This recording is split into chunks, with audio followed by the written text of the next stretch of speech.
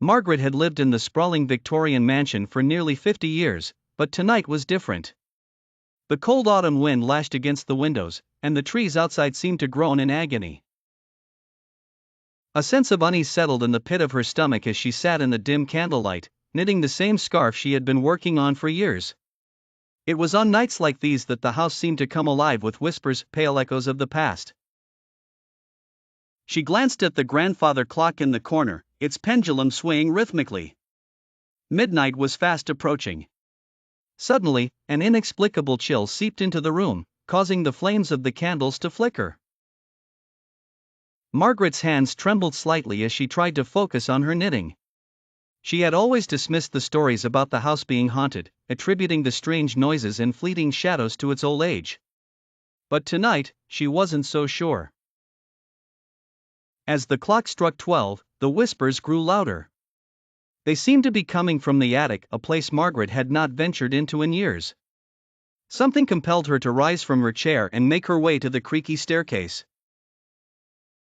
Each step echoed ominously in the silence, her heart pounding in her chest. The attic door loomed ahead, its wood warped with age. She hesitated for a moment before turning the brass knob. The door creaked open, revealing a dark, dusty expanse. Moonlight filtered through a small window, casting eerie shadows on the wooden beams. Margaret stepped inside, feeling the temperature drop even further. The whispers were more distinct now, as if they were all around her. She fumbled for the light switch and found it.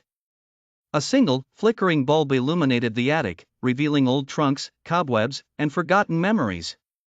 It was then that she saw it, a small, ornate box tucked away in a corner. Intrigued, she approached it, her breath visible in the frigid air. She knelt down and opened the box, revealing a collection of faded letters and photographs. As she sifted through them, the whispers seemed to converge into a single, mournful voice. "Margaret," it called, sending a shiver down her spine. She recognized the voice, it was her late husband, Thomas.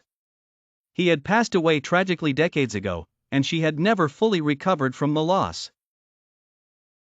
Tears welled up in her eyes as she clutched a photograph of them on their wedding day. Suddenly, the attic door slammed shut with a force that shook the house. Margaret jumped up, her pulse racing. The whispers were now deafening, an almost tangible presence. "Why," she cried out, desperation in her voice. The mournful voice responded, "You must remember." With those words, the air grew thick, and the room seemed to spin.